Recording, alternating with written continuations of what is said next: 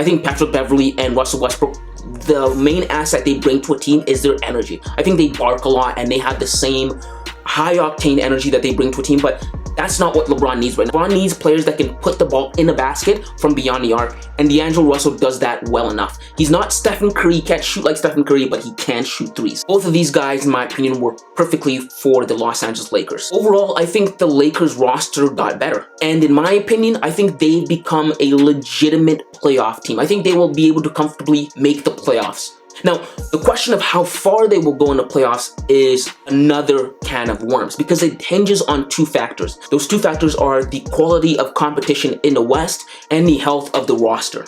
And those are both things that aren't working in the Lakers' favor as of right now. As you all know, Kevin Durant has made his way back to the Western Conference. Yes, Kevin Durant returned to the Western Conference by joining the already stacked Phoenix Suns. And overnight, the Phoenix Suns shot up to become the favorites in the Western Conference. And it isn't going to be easy going through them.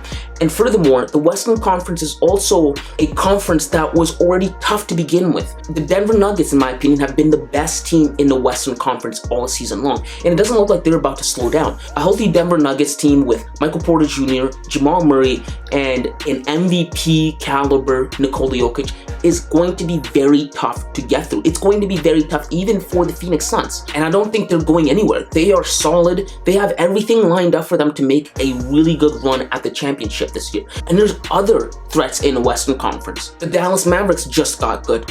Luka Doncic was already a handful to deal with offensively. Now the Dallas Mavericks have added Kyrie Irving to their offense. Kyrie Irving has a bag that has infinite volume. He can grab anything from his bag of offensive tricks, get to the basket, finish whichever way. If Kyrie Irving doesn't become a distraction for the Dallas Mavericks, they're going to give somebody a tough time come playoff time. And then there's the Memphis Grizzlies. Memphis Grizzlies, I think, are a really, really good team when they're not drunk on their own hype.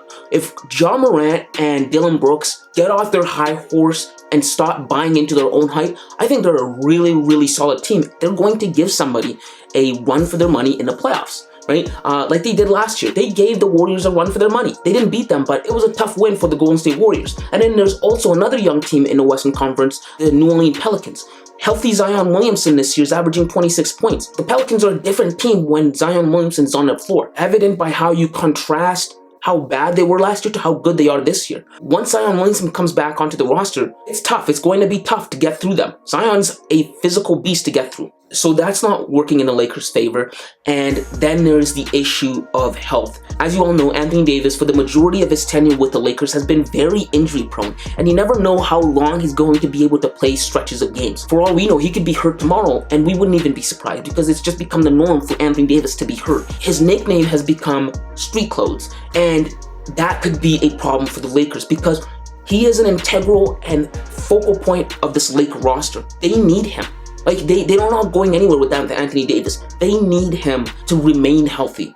And if history has told us anything, it's that Anthony Davis probably isn't going to remain healthy. I think before the regular season is up, I think Anthony Davis is probably going to miss a few more games. And even if he doesn't, do you trust Anthony Davis to remain healthy for the whole duration of the playoffs? I don't think so. That's 16 games of hard, grueling basketball. I don't trust Anthony Davis to remain healthy at all. If I were Rob Pelinka, I would have moved Anthony Davis during the trade deadline for someone more reliable. I would have tried to get Damian Lillard. Honestly, I would have tried to get Damian Lillard on the Lakers.